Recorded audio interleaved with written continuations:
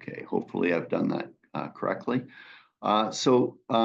Today's session is being given by Rouven Michels. Rouven is a recent graduate from Bielefeld University in Germany. He's on his way to the CASAS meeting tomorrow, the CASAS meeting at Harbor Center in Vancouver at SFU's downtown campus. And he was gracious enough to stop by our department. Today's a little unusual. It's not entirely Zoom. We have 1, 2, 3, 4, 5, 6, 7, 8 of us in a room sitting down with Rouven. And I guess we can get started very, very soon, or right now. Rouven, as I said, is a recent graduate from PhD program at Bielefeld. And he will be going to Dortmund to do a postdoc. And so I'd like to welcome him here today, and I look forward to hearing his talk. It's on soccer.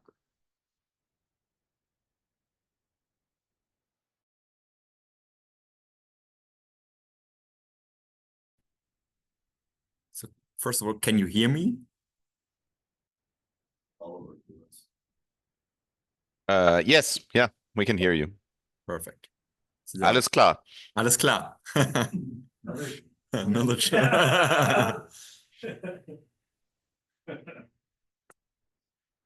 So, yeah, first of all, thank you, Tim, for having me here and giving me the possibility to present what I've done in my PhD studies the last 4 years. Thank you, all of you, for coming here, and thank you for joining online. So, as mentioned, my name is Rouven Michels. I'm from Bielefeld University. And today we'll talk about the topic latent Markov models and the applications in sports analytics. And this talk will not cover one specific project or one specific paper, but will give you an overview about latent Markov models, what they are, and how they can be applied to problems in sports analytics to convince you a little bit that these models might make sense and are also applicable in the future for future problems. So before I go to the models itself, I would like to start with some examples where we have hidden phenomena in sports. And well, the first example here I brought up with you is Coach Reed from the Kansas City Chiefs. And obviously, it's not quite clear what he's thinking at the moment and what he's thinking about. And well, maybe he's thinking about what he will eat after the match, some nuggies or some fries.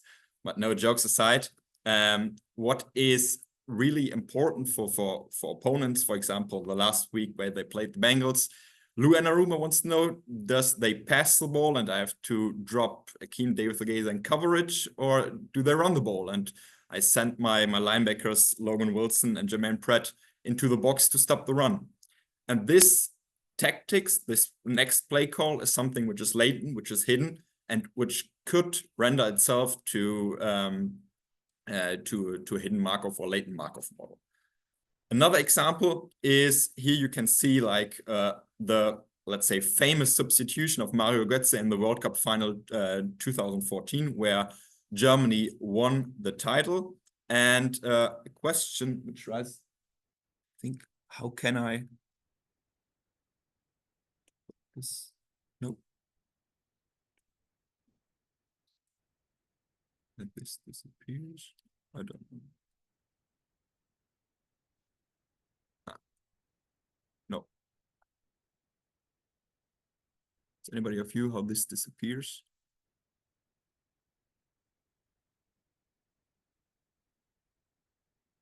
Okay. Yeah. So what is hidden here is the tactics teams play. And it could, for example, be the case that after substitutions, teams change the tactics. And for opposing coaches, it would obviously be interesting to know which tactics will be played after the substitution. The last example I brought here is from basketball. So we can see here LeBron James. And the question is, does LeBron currently have a hot hand? So probably all of you know what a hot hand is. There's a wide discourse if a hot hand really exists, or if it's just something people think it exists. And to investigate this is very important also for coaches, because there could be a follow-up question. So if LeBron has a hot hand, do I, for example, take a timeout? So these are very relevant questions which could be suited for latent Markov models. So, but before I come to what I did and I tackled some of these problems, I would like to present you what is a latent Markov model, because it's still not the most prominent model, I would say. So a latent Markov model, this plot will guide us through the whole talk today, consists of two processes. So it's a double stochastic process with an observed process on the top here, which is our data, so to say. And also we have an unobserved so-called state process, which is underlying under the observed process, and you can see it from the arrows here, is influencing the observed process. And this unobserved process, the state process, takes values either n1 to n. So for example, we have like 2 states, high and low, or we have like 5 up to n, up to a finite number. Then it's called a hidden Markov model in general. Or we have like an infinite space, then it's called a state space model. And obviously you can see from the arrows here that the state process is assumed to be Markovian. So that's why it's called latent Markov model or hidden Markov model. And the connection to the observed process, which does not depend on the previous period, but is conditionally independent, condition on the actual state, which selects the distribution which is active at any given time point, and the observation we observe is assumed to be generated by the select distribution. That sounds a little bit vague at the moment, so I brought up here a small example, and here you can see I simulated this data, but that could be real data as well. And if you want to model this data, you could imagine that as this is a time series, we have like a phase here and here where we observed rather high values, and we observe phases here, here, and here where we have rather low values. And the solution would be for the high state to select, for example, a normal distribution with mean 12, and for the low state a normal distribution with mean 5. And this could look like a quite regular, very basic hidden Markov model. And here every observation is assumed to be generated by one of the two possible distributions I explained before. And what we can directly see also from this example is why these models are very helpful and nice. Because if I tell you, okay, these are the values which are high and these are the values which are low, you could answer something like, okay, but I don't need this because I've like clustering algorithms which do the same for me.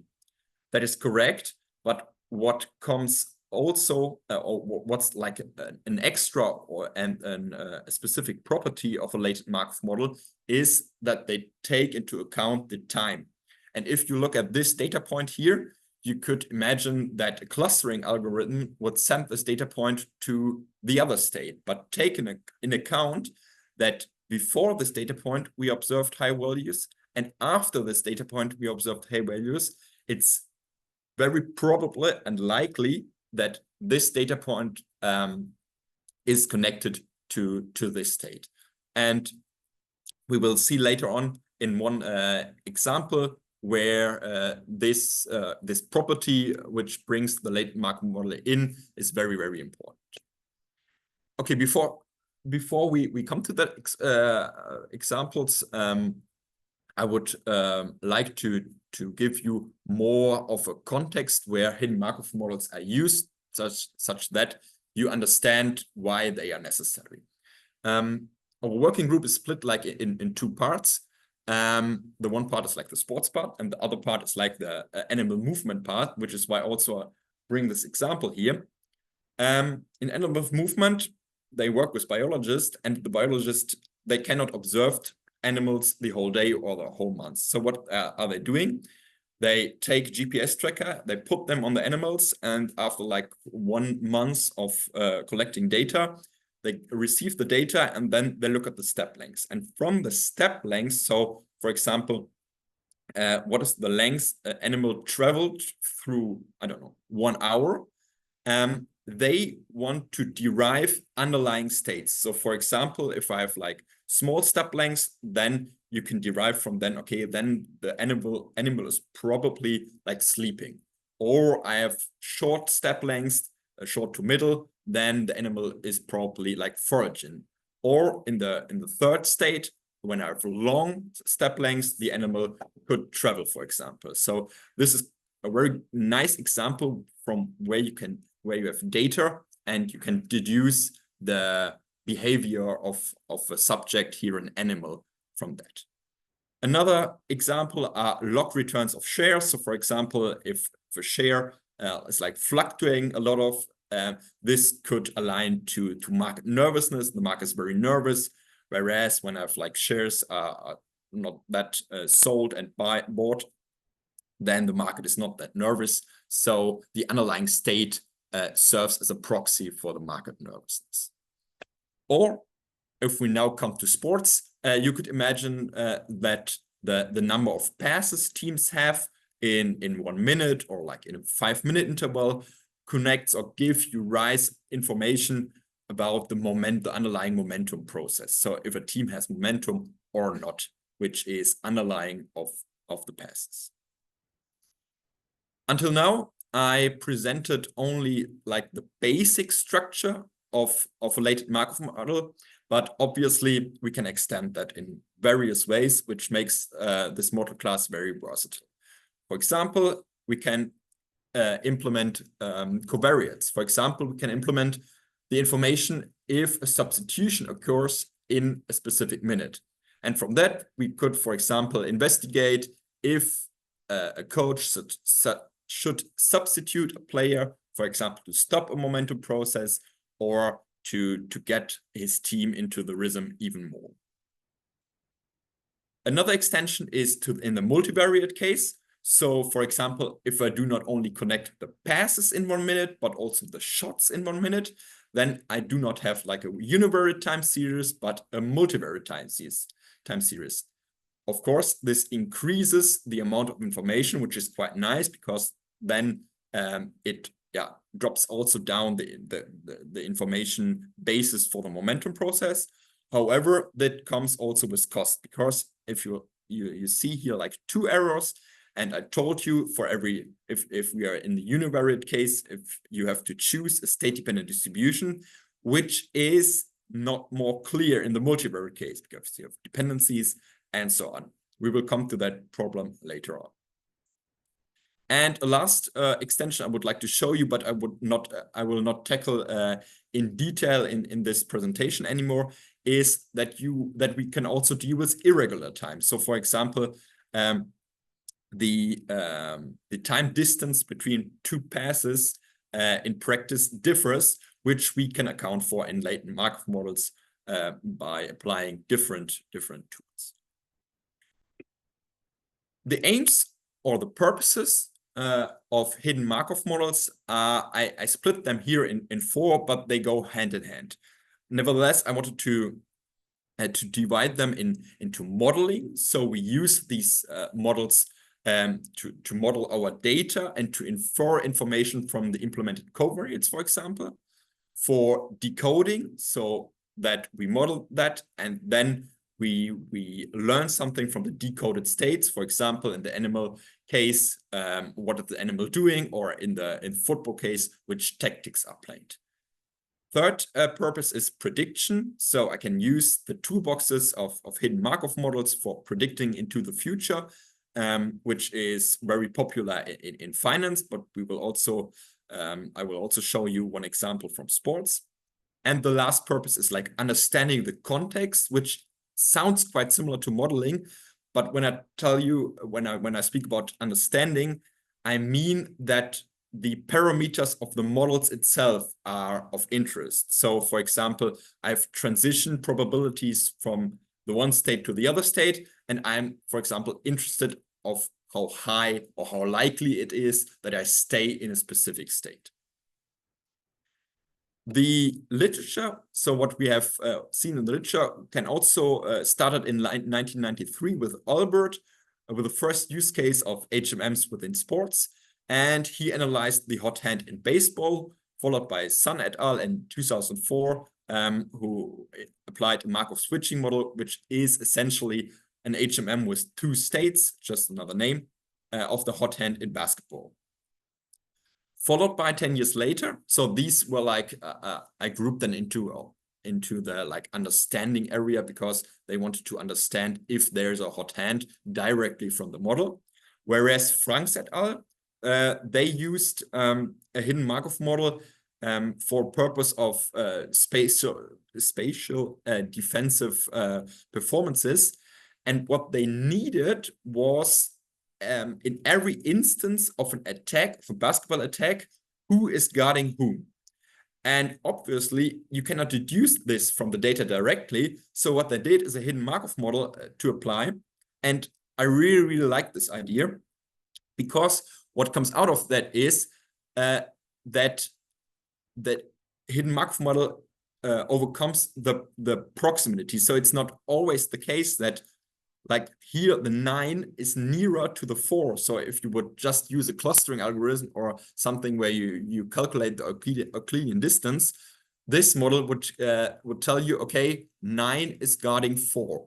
But the HMM imposes some smoothness. That means that probably this player came from here, so he was nearer to the 5 than to the 9. And then he comes across, they cross, and after that, this defender follows nearer to the 1, such that the distance is after this snapshot, again, that 5 is nearer to 4 and 9 is nearer to 1. And then the hidden Markov model notices, okay, that in between the offensive player 4 probably is also guarded by 5, although he's not the nearest player. And this is like, for me, one of the most perfect examples of how to use hidden Markov models in sports. Finally, a very recent paper from Marit Oetting, a colleague of mine, and Dimitris Kalis, who inferred team tactics from underlying states in soccer, and Watson et al., who used clustering or who clustered players' movements in rugby. So we see different kinds of sports were used with latent Markov models. Okay, now let's come to what I did in my PhD. So let's start with modeling stakes. So we were provided by stakes from a betting company, which is a field which is similar to the financial market. And our motivation came a little bit from this quote, this Gary Lineker: "Football is a simple game. 22 men chase a ball for 90 minutes, and at the end, the Germans always win." Okay, that was an old quote. This is the newer one. And what Gary Lineker meant with that is that people who watch the game are not interested at all what happens on the pitch. It's quite clear that the Germans, and I think he means the favorite, wins at the end. And we wanted to challenge this say a little bit, because we wanted to measure the effect of strengths on stakes during soccer matches via a pre-game strength, which is some kind of the Germans always win. The favorite, and we proxy them by pre-game odds, or are in-game strengths important? So what happens on the pitch, and we proxy that by the FAB rating, the valuing player actions in soccer, which value every action on the pitch. For example, if you have like good passes near the opposing goal, the values are higher. And we want to investigate how both of these strengths influence stakes. And here I brought you one example time series. So we have a match between Hamburg and Bremen from the Bundesliga season, which is a draw without goals. And you can see here that on the y-axis, I denoted the relative stake. That means these are the stakes placed on Hamburg divided by all stakes placed on Hamburg and Bremen. So the value is always between 0 and 1. And we have like different phases. So here the match perception of the bettors, which act independently, everybody, but come together in the stakes of the bookmaker, have a match perception rather on the home team, here on the away team. Here it changes again back to the home team, and at the end to the away team. And yeah, this plot suggests state-space models because it progresses through different phases within a match. And yeah, here I also denoted the FAB differences between both teams. And as already mentioned, our focus lies now in the analysis if these FAB differences influence the bettor's behavior during matches. And for this, we used a time series of in-game stakes and events of the 2017-18 season. And as the observed process, we took the relative stakes throughout matches, and we assumed to be driven by a latent market sentiment. And well, you have to choose, okay, do I take a finite number of states or an infinite number of states? And here we chose an infinite number because, well, there's no real reason to have like a finite number of a market sentiment rather than an infinite number. And this was the reason why we used like a state-space model where we assumed that the observed time series is bind distribution, which is kind of strange, but in the end it's just a better distribution with some weights for 0 and 1, because we have like intervals where bettors only bet on the one or the other team. We have reparameterized the beta distribution with a mean in which we implement the pre-win differences and want to learn something about this alpha. So what is the inference of the pre-win differences between the home and away team, and our underlying process. So what is happening on the pitch? Is this also important for the height or for the average height of the stakes? And within this AR1 process, we implemented the FAB difference. So what has happened in the previous period. And while this is interesting, it is of course not the end of the story, because if we remember back to what Lineker says no matter what's happening on the pitch, the Germans always win. And then no matter what's happening on the pitch corresponds to a development throughout matches. And we want to capture the development throughout matches by a varying coefficient model. And for this, we use so-called P-splines, such that we allow the effect in the first minute to be another effect than in the 19th minute, which makes sense because imagine in the first minute, you do not have a lot of information on the match, how teams play.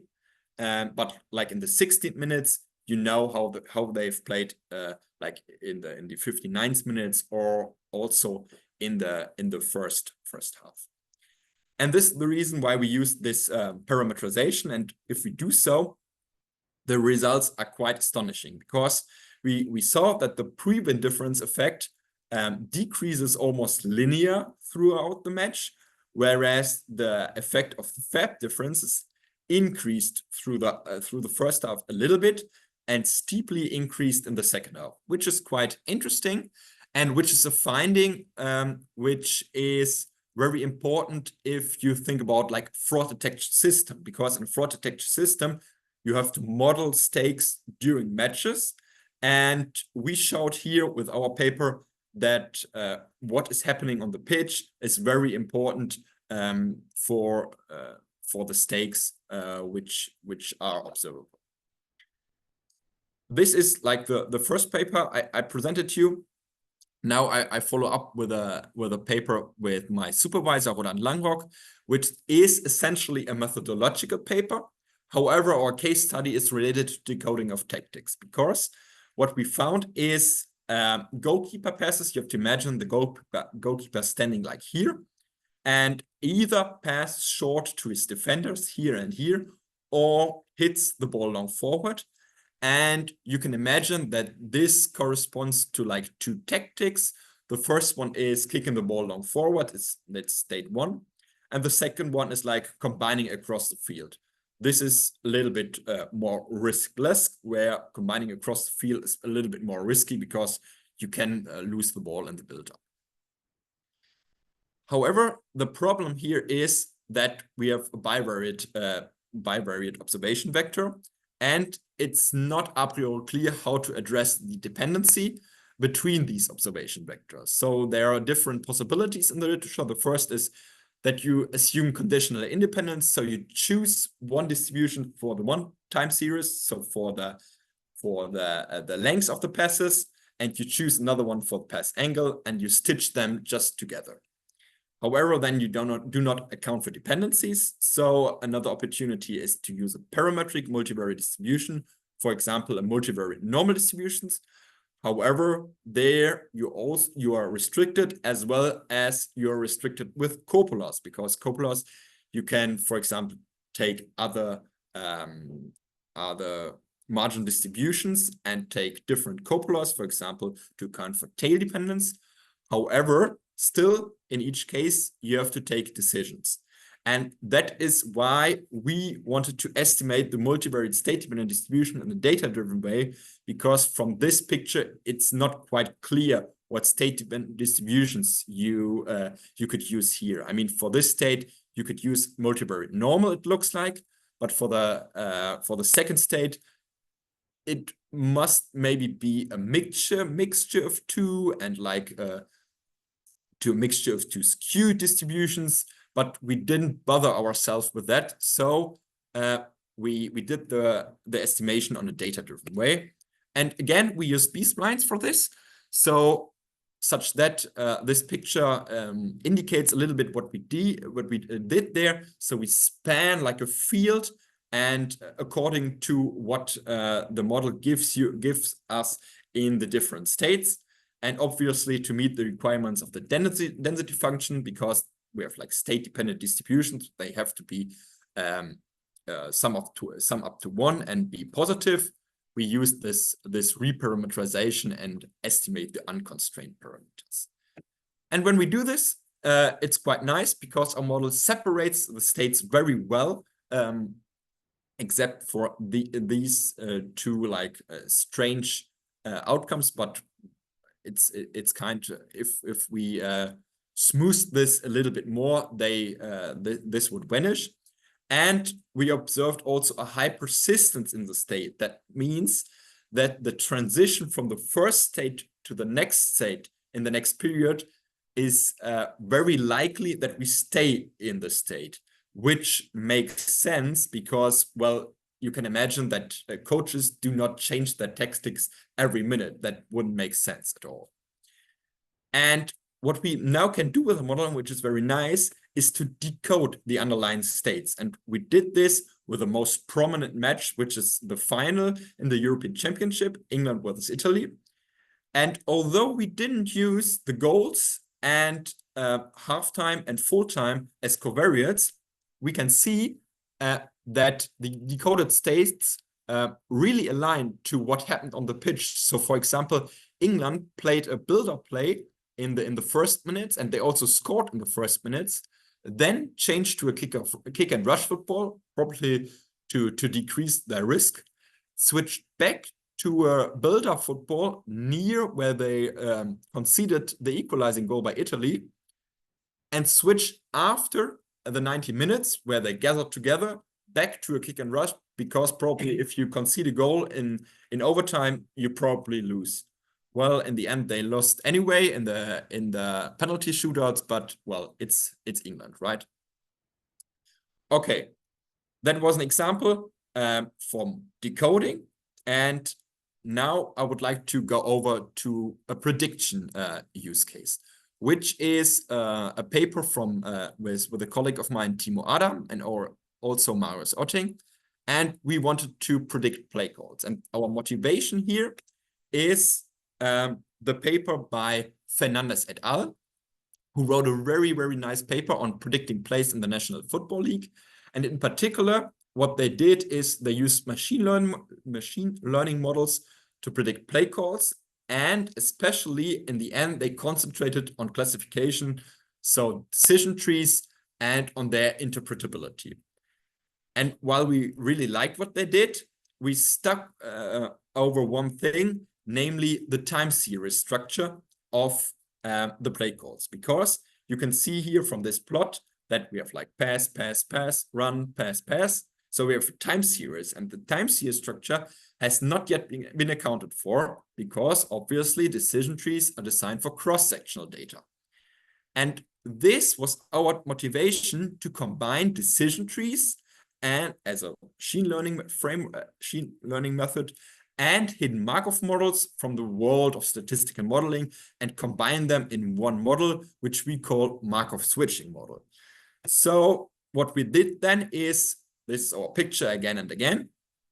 We depending on the state, we do not choose a distribution from which we assume the observations are generated, but we say, okay, we have observations and now they stem from a decision tree. For this, obviously, we need covariates. In the baseline hidden Markov model, we do not need covariates. Here, we need covariates. And in this case now, our model switches between decision trees. So here, the observation stems from this tree.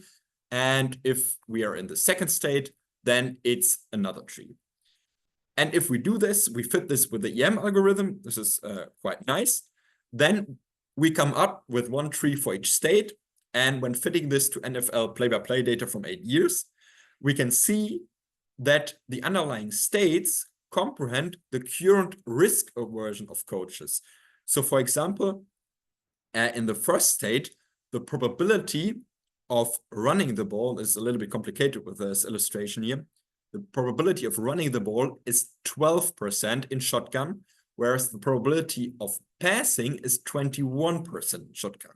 So coaches in the second state are a little bit more risk averse, which is information we cannot deduce from covariates in the play-by-play data, which is very nice, and which leads to the fact that if we compare our Markov switching decision trees with like regular decision trees, they have a lower tree depth. And coming back to Fernandez now, one of the aims was the interpretation. And of course, a lower tree leads to an easier interpretation, which makes it easier, for example, for coaches to use those trees during matches. And also, as another add-in, we didn't train, because this paper was also like a methodological paper. We didn't train these decision trees to have a very high prediction accuracy. However, on average, we found across all teams an improved prediction accuracy when compared to regular decision trees, probably because our trees inhabit like this current risk aversion. Okay, I would now briefly come 5 minutes probably to the last paper I would like to present, which is understanding team momentum. And understanding team momentum, we did this project because there's a vast literature on hand and momentum. However, most studies only investigate offensive performances, which is quite strange, because between like two throws, for example, there happens something in the defense. So we consider the interplay of offense and defense for team level momentum. And what we did here is we looked at the throwing attempts of the Golden State Warriors across different seasons and their opponents, and used these as a time series, so throwing attempts of Golden State, of their opponents, and the combination of that. And this leads to like this illustration of our model, because normally like we have like an underlying process and we have our observed process here. But here we have like an alternating format, because here is like the observation of our team, like the offensive action. And here is like the observation of the defensive actions. And we want to investigate whether there's like a common momentum process ongoing, which influences offensive and defensive actions. And for that, we contrast this model with only an offensive and only a defensive model. And we included, of course, some control variables, for example, the distance to the basket, if it's a free throw, or who hit the shot. But mainly our interest, and that is also why this is like in the understanding the context section, is on this AR1 process, because we want to know something about the phi. Because if the phi is positive, what does that mean? That means I take something, some value from the previous period until into the actual period. And this is exactly what momentum is about, because momentum, or hot hand, says I'm now in a state where the probability of hitting the basket is higher than as it would be in a normal situation. So this is of interest. And if we fit our model, we can see that we do not find significant evidence for moment effects in the offense and defense separately, because they include the 0 and the confidence intervals, 95%. But we observed a weak significant momentum effect in the combined model, which is quite nice. It's weak. It only indicates for momentum. We cannot be sure, but it's an indication. And this information is very important for coaches, because, as I mentioned in the beginning, maybe you could stop the momentum if you take a timeout, for example. Okay, that's so far to my projects. I would now like to wrap this up with a conclusion. So what have we seen? HMMs and state space models can serve different purposes, which demonstrate their versatility. Time series data and underlying hidden phenomena are common in sports, and that make latent Markov models a very attractive modeling framework. And of course, in the future, maybe you also want to use them in the future, the growing accessibility of tracking data raises new research questions. And the problem which comes along with that in latent Markov models is that they require more advanced variable selection models, because if you have tracking data, we have like 22 players, you need some kind of variable selection. And this is why we, for example, work on Markov switching random forests, which build upon like this Markov switching decision trees. And yeah, with my references, so the papers I presented here are in bold. I would like to thank you for attention. I hope for your questions, and maybe it's the talk was a little motivation to get into latent Markov models in the future and use them for your sports context. Thank you.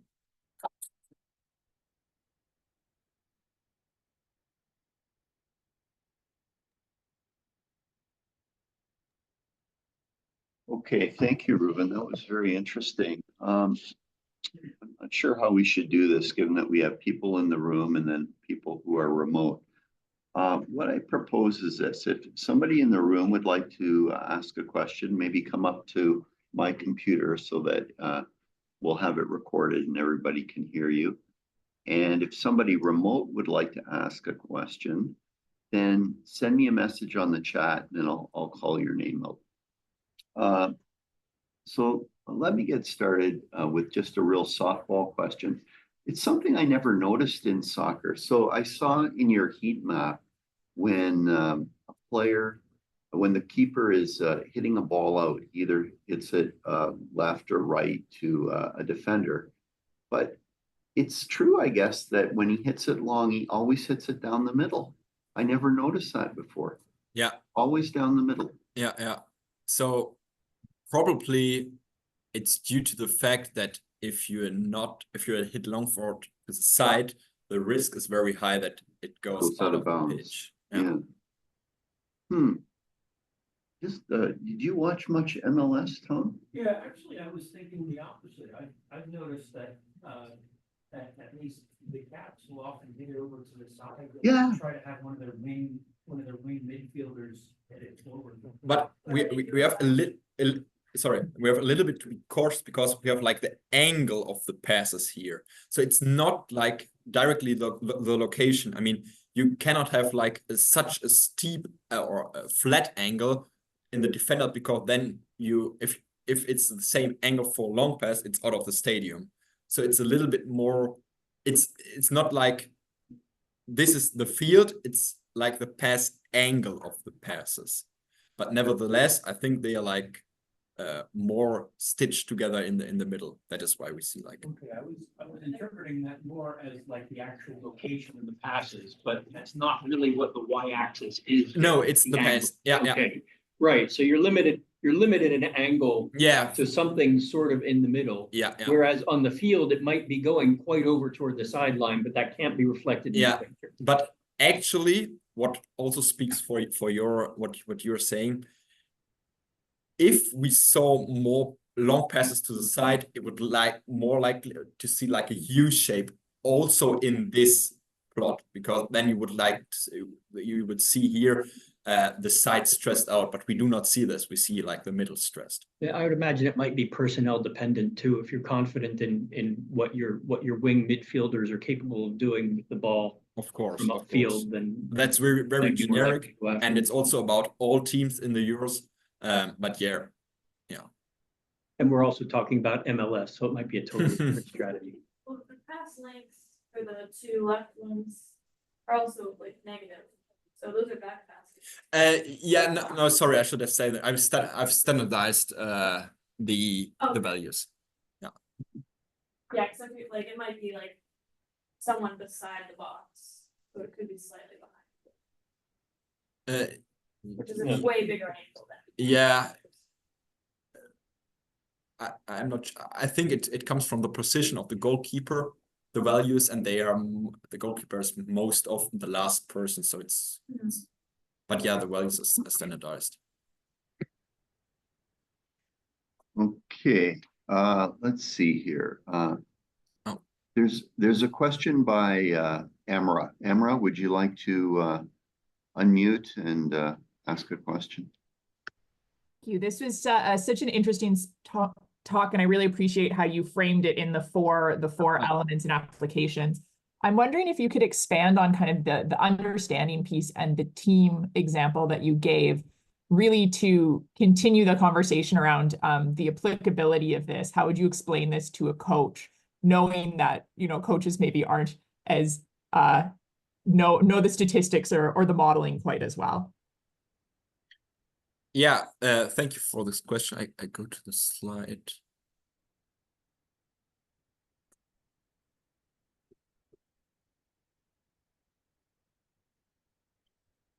Well, actually, you have to be cautious, because I mean the effect is not very high. But if the effect, for example, is we did some robustness check, and the effect was robust across different teams, across different seasons, and if we then looked into it, we have to do that. Or we have to do that into timeouts and think of like this plot here. If this, for example, is your timeout, and you implement the information of a timeout, and the effect of a timeout is like positive, or for example drags down the momentum process, you could tell a coach, okay, take a timeout in this situation. Of course, you need somebody like in the NFL, they have the analytics guys in the ear, who is in real time calculating or using such models, decoding the actual state, telling, okay, they are now on a momentum process. And you could drag this process back again with a timeout. Of course, you have to be cautious, because like you have a limited number of timeouts. You cannot just, when your analytics guide tells you in the first 5 minutes, okay, they are on hot streak, take 3 timeouts.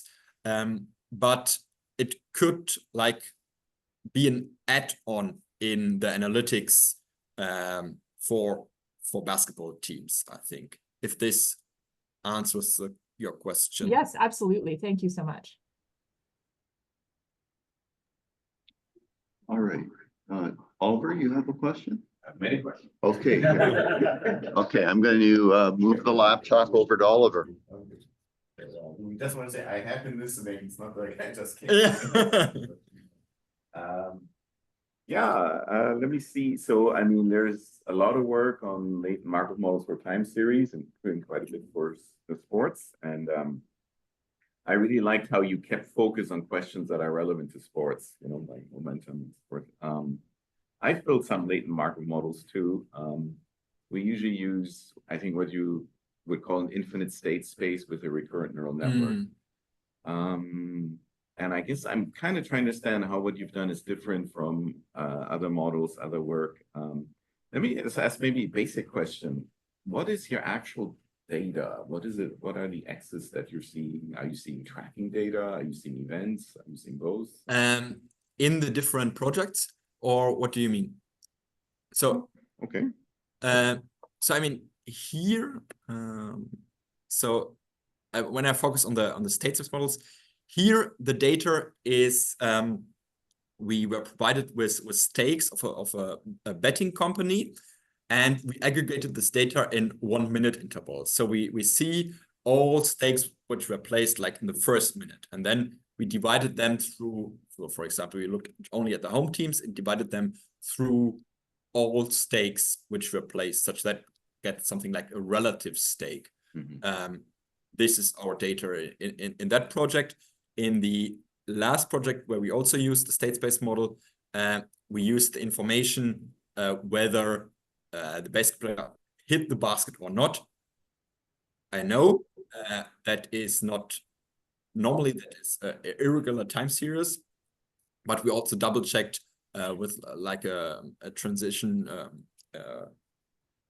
what's it called, Q matrix, and the effects did not differ there. So if you account for the real time difference, but they shoot that off, that it doesn't matter if like 30 seconds or 23 seconds are between the shots. This is the data in the two projects. Oh, okay. I guess the VAP, it needs event data, right? Yeah. Okay. So you sorry. event Yeah. data too, right? Sorry, I missed. Yeah, right. You're completely right. I missed on that. Yeah, and the VIP is like also we collected the events in 1 minute time intervals such that they align with the stakes, and in that for that phases one intervals we then calculated all the fabs of the other team and build the difference such that we know, okay, who collected more fab in the according minute. But you aggregated the data. The data came to you originally in a finer scale, but you aggregated them to 1 minute. Yeah, it would have been very, very difficult to cope because it was such an amount of data to cope with the very fine scale data. And you're also probably making a realistic assumption that multiple changes don't take place in a minute. Yeah. At least not multiple changes that you care enough about. Yeah.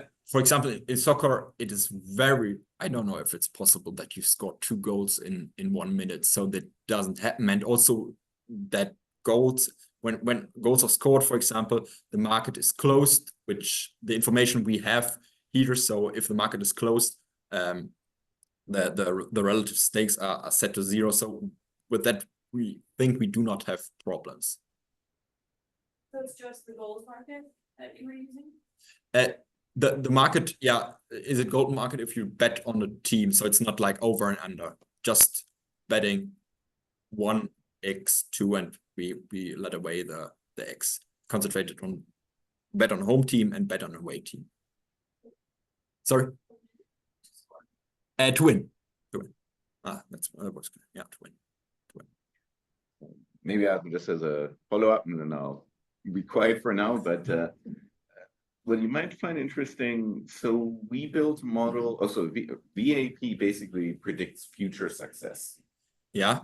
And so we built an infinite state space model that predicts future success. So it's an alternative to VAP, but it's also based on latent spaces. This might be more congenial for you because then you can use the same latent space to predict future success and, for example, win probabilities or the betting differences. Yeah, I might have a look in this. Yeah, sounds interesting. Okay, thanks. Somebody else should ask the question. Since laptop is already here. Yeah. Oh. Yeah. Send it again. All right. I also have a few more general questions. The first one is if you use latent Markov models.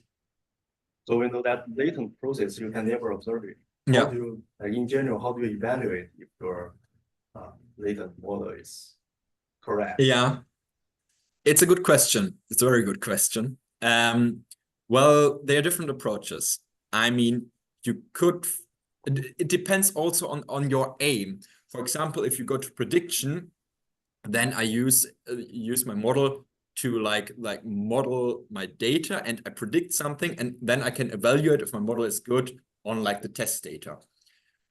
You're absolutely correct. I cannot like use decoded states with real states because I don't know what's happening. But you could, for example, use something like an AIC, a BIC, and compare it to like a model without this structure. And then, yeah, there's also the problem, okay, how many states do I take? And yeah, these problems, they are not clear. They must fit a little bit to the context. For example, I think here in the football example, I got from one reviewer the note, what about 3 states? Yes, it could look like 3 states, but does it make sense to have a state to the left defender or to the right defender? I don't think so. So you also have to need to bring in some contextual information when you answer those questions. But yeah, it's not clear how to evaluate. I would say like you have like criteria model validation criteria, ASC, BSC, or use like this prediction measures, something like that. Quite similar to other statistical methods. So it's also just a part of statistical methodology. Yeah, I see. Yeah, makes sense. And also, I wonder, all your times, like if all of your projects are like, discrete and yes, they are in discrete time. Yeah. Okay. Yeah, then I have another more general model because you considered all latent Markov models. I wonder, is there any situation that, because we do have those domain knowledge, we have source and knowledge. Is there any situation that we might know some information about that latent process is not fully latent? I've nothing in mind, but I think the main property of these models is that you learn something about something which is not observed. Because if you see something which is observed, you like in a supervised setting, and then you can, for example, use models from the supervised if you know like the states. And I think these models are quite helpful if you do not know the states and you want to learn something about them. So this is this is what I would say to this. Yeah, okay. Then I'll ask one last question. How do you estimate the parameter? So what's your inference procedure for each of these? Different is a good question. So in the HMM's framework, normally we use with a so-called forward algorithm, which is quite nice because then you can calculate the likelihood function and you analytically and make maximum likelihood estimation. We did also in this project, we had to use the EM algorithm. And for the state space models, which is probably interesting, that we discretize the state space into a finite number of states. So we look at, okay, where's the state process going from its, how big can he be? And then we take an interval, we discretize the state process, and then this collapses to a hidden Markov model again, and we can use like the forward algorithm again. Which is quite different to other people, because I think state space models are fitted on different ways, for example, an Bayesian way or something like that. I'm not an expert on that, but yeah, this is how we proceed here. Okay. Yeah, and particularly interested in the Markov switching models. You have the version tree about that one.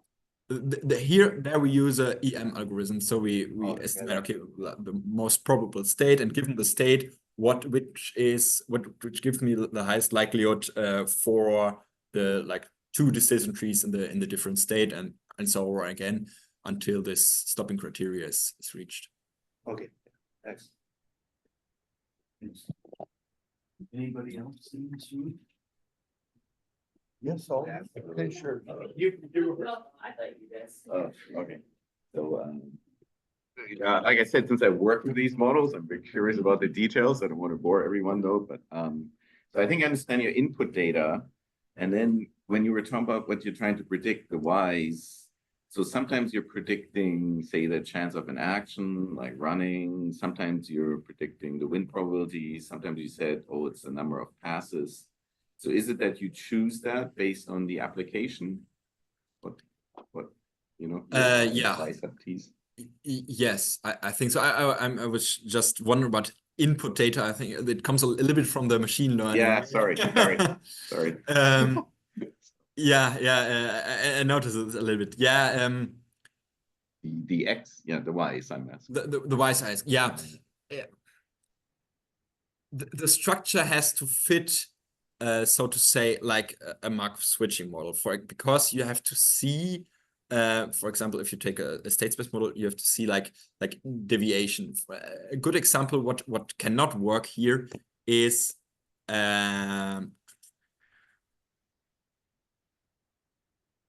this time series. That wouldn't work because you do not have like spikes there. And here, like the score directly depends on the score before. If I have 3 points, I cannot have 10 points after that. And the good thing about these models is what I showed in the beginning, that I can here, you can see that here, but even better here, that they can smooth out something. For example, here, this data point, they smooth it and like get this to the higher state. And this is, yes, why when we are faced with data, you really have to be precise and think about, okay, does this data fit to a Markov switching model? And even more important, you cannot like pre-process this in any given way. So we also wrote a paper where we saw that data was pre-processed in a specific way, they amplified and smooth data, and in the end they applied a Markov switching model.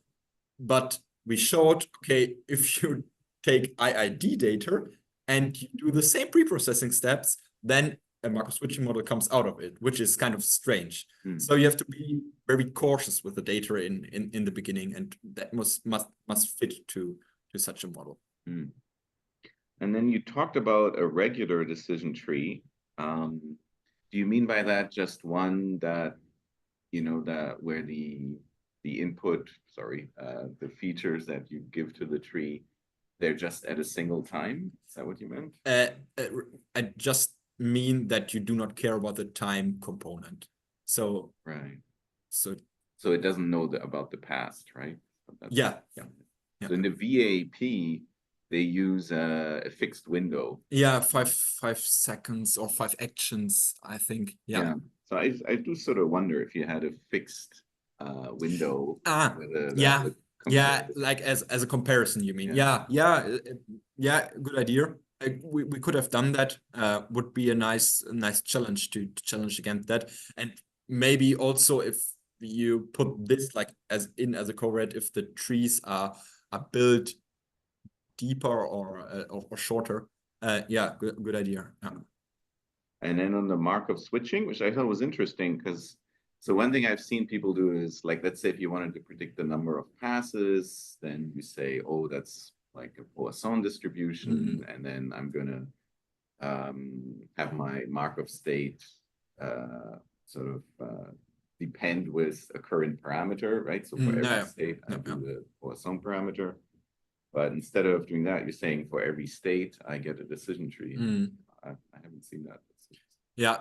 So actually, these two, so the 2 papers in the middle are like methodological papers. So we so say create these models, and as a use case, we use like the sports data as a case study to show, okay, this works in a way and this makes sense in a way. And yeah, as I mentioned, we want to work more on this and extend this to random forest also, such that for one state, then the model selects a random forest and not like only one tree, which should improve accuracy and all the advantages you get from random forests. Yeah. You could also try infinite state space and recurrent neural network. Just not, I'm not saying everything has to be a neural network. You have to dig deeper into that. Okay. Back.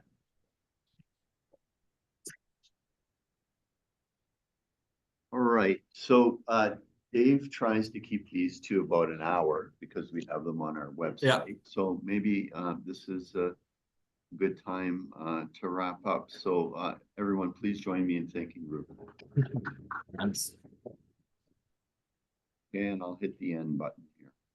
Hmm. End meeting for all. Oh, I don't know if end meant stop recording. How do you stop the recording? That's what I really want to do. Yeah, the red button. The red button. Red, you hear? Oh no, this is mine. What'd I do? I think it's. You think I stopped it? Yeah, but this is mine, so Oh. this is not Oh, Tim's. okay.